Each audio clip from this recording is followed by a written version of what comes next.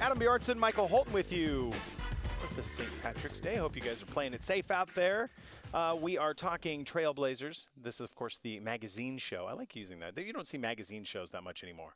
No, but this is a good one. This is a good one because you just get to say whatever you want, whenever you want. You get to ask Coach Stotts lots of good, juicy questions, which we're about to do, I do believe, right now. Coach, how are you tonight? I'm doing well. How are you guys doing? We're doing good. Hey, last time we had you on, you were watching the Oklahoma State game, and of course, both of those teams making it to the tournament. We've got our brackets here, Michael and I. We haven't really filled them out yet, but both. Tell me you didn't pick North Dakota State over Oklahoma. Hey, you know what? There's a guy from North Dakota State who is from Newburgh, Oregon, here in Portland. He's their star player, Taylor Braun. So watch out, Sooner Nation. No, Coach Stotts, I did not take North Dakota State, just to answer your question. Just so you know. Good. Hey, and one more thing. They're playing in Spokane. It's unfortunate that the Blazers obviously have a game that night on Thursday. But did you know that there's another Sooner basketball alum that works here in this building? Did you know that?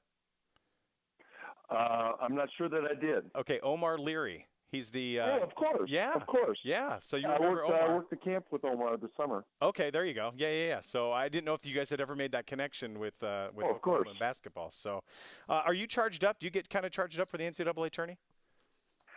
I keep track of the Sooners, and I have a running this has been going on about 7 or 8 years where a fellow Big 12 alum and I have a running contest with a Big 10 alum, and so we kind of track the Big 10, Big 12 results throughout the tournament. Well, you guys are in a pretty good bracket. And suffice to say, and we do it in bowl season as well, suffice to say the Big 12 has come out on top more often than not. Little plug. Yeah. Holton said he's already filled out his whole bracket. I'm still kind of in the process of mine. So I just want you to know he's got Arizona winning it all, and they are in that West bracket along with Oklahoma. So. Well, I'd expect Michael to pick a Pac-10, Pac-12 school. Yes. Yeah, thank you, Coach, and I did. All right. Hey, what has changed with the Trailblazers? Let's shift over to your team now. What has changed from the beginning of the season to now? I know that might sound like a loaded question, but we're seeing some things that were happening at the beginning of the year not happening now with this team. Well, the first thing I would probably say is we were remarkably healthy at the first half of the season. We kept the same starting lineup throughout the season.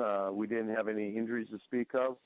And since then, LaMarcus has missed some games. Joel Freeland is, who was a big part of our bench, has, we don't know when he's going to come back. So I think that would be the first change from the beginning of the season till now. You know, Coach, when you put that in perspective and you look at processing the game, when you have the same lineup start for 53 games and now, you're dealing with moving pieces, do you spend the same amount of time looking back in film and correction and video that you do when you have the same roster? Do you have to spend more time or do you have to do more breakdowns? I think we've been very consistent about our approach to our team throughout the season. We watch video, I would say 80% of the time after games with the team. After most games, we watch video of our latest game, and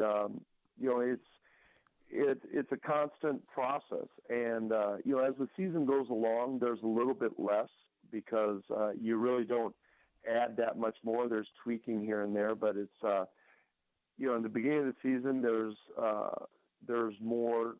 I think there's more to it, and then between fatigue and the marathon of a season, you kind of taper it back a little bit as the season goes on. Coach, when you talk about early in the season, I tend to want to go all the way back to when I think NBA teams have the most time to practice and put things in, and that's training camp. And you put in your offense, your offenses, you put in your defense, you put in your principles. And as the season starts to move forward, I'm sure you have to start addressing personnel in pick and rolls and personnel in the low block when you start putting together your game plans. When you look back and at a game and process it, do you sometimes go all the way back to training camp in terms of principles, or is it just more personnel related? A little bit of both. As the season goes on and now you're playing teams, for example, we played Golden State for the third time.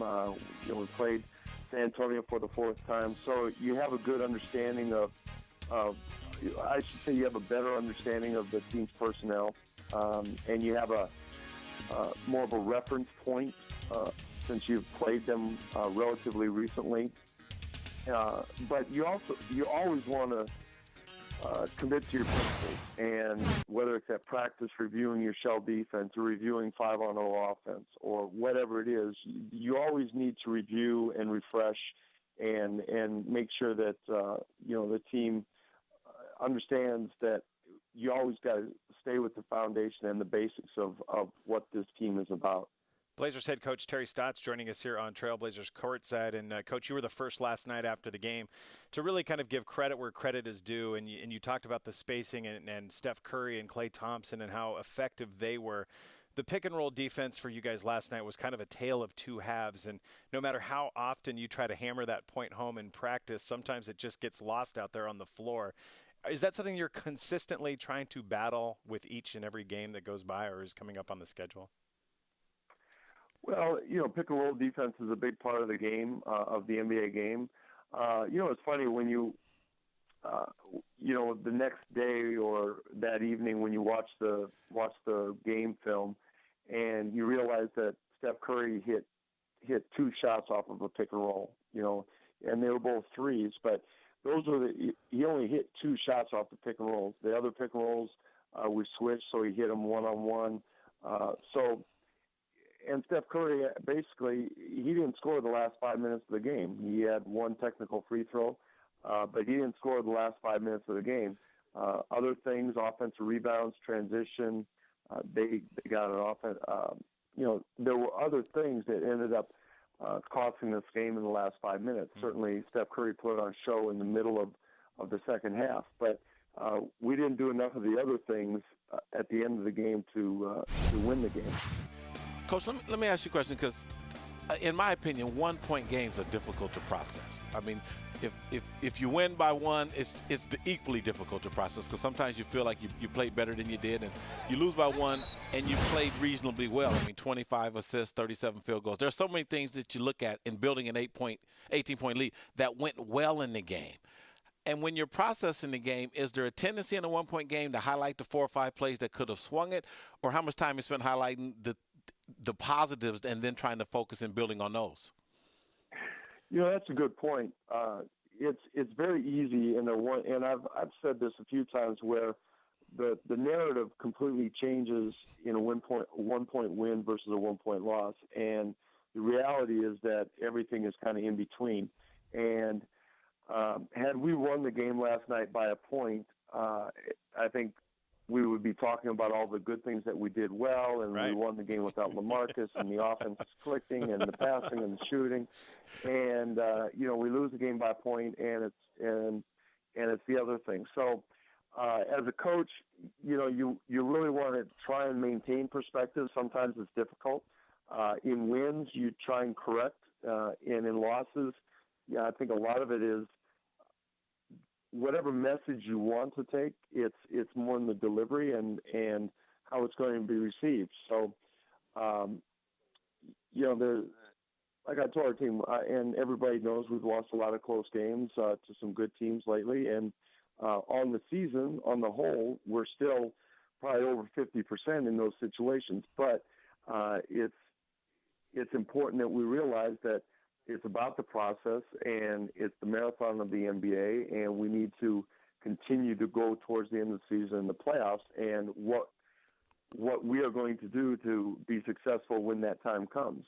Yeah, it's the entire body of work. You're still 19 games over 500. People just to look at, I think what most people are doing is looking at what happened in the very first part of the season, and they're judging, well, the expectations have risen, and now it's people need just to kind of look. It's kind of all catching up to us now. But sports has a way, doesn't it, Coach, of very much humbling you, especially when you're going through a little bit of adversity. Well, adversity is part of it, and I this is tough, and nobody enjoys the losing or losing close games. I would like to think that we're being very competitive. We're playing very competitive basketball against some of the best teams in the league, and we're coming up short now. We won those games early in the season. And it's a difficult thing to manage. The expectations, and I'm glad the expectations rose because it was very exciting, and we want to maintain that. Our expectations of ourselves have grown just like everybody else, and we've got 15 or 16 games to go, and every night we got to roll it out there and expect to win and play good basketball. Coach, how do you blow off steam? Because when I get home, it's like, oh gosh, my wife's already asleep. The baby's been asleep for a while. I'm just like, all right, I'll just open a beer and sit back and watch SportsCenter for a while. But how does Coach Stotts blow off a little steam after a game? I don't know. Blow off steam would be the right be the right terminology. I decontract. I come home, have a glass of wine, watch some television. I enjoy my time with my wife, and just kind of relax and knowing that got to go to work the next day. Coach, this is a tough question to ask and probably a tough one to answer in that you stay in the moment, you prepare for the next game, and the next game is Milwaukee. I get that and I understand that. Do you ever look at the season in blocks looking for trends, positive or negative? Yeah. I mean, I think that's a delicate balance. I want our team to stay in the moment, to not necessarily look back at previous games or look ahead too far, to try and stay focused on the next game. But certainly at the beginning of the season, you look at road trips, you look at certain months and games that you could or couldn't, you should or shouldn't, or you want to win. And I don't know verbatim the rest of our schedule, but I have a good idea of what we have coming for the next month. But I really think it's important to stay in the moment, stay focused on Milwaukee for the time being. I know we got Washington on Thursday, and then go from there. It's one at a time at this stage of the season. Coach Stotts, thank you so much for carving out a little bit of time for us tonight, and we'll see you here at the Moda Center, which, by the way, has got football. It's got a football turf out there right now tonight. Don't tell Michael, the basketball. Michael, you got to put on a green carnation or something. Come on, you got to get in the spirit. Okay, Coach, I'm coachable. So during the break, I'm gonna find something green in this building to put on. I know they can find you a little green hat or something. I'm gonna get something, Coach. Awesome. All right, Coach, thank you so much. We'll talk to you tomorrow night. All right, thanks, guys. I appreciate it. Yeah, tomorrow night. In fact, Coach Stotts getting to go up against his former club, the Milwaukee Bucks. You're looking for something. I need something green, man. Yeah.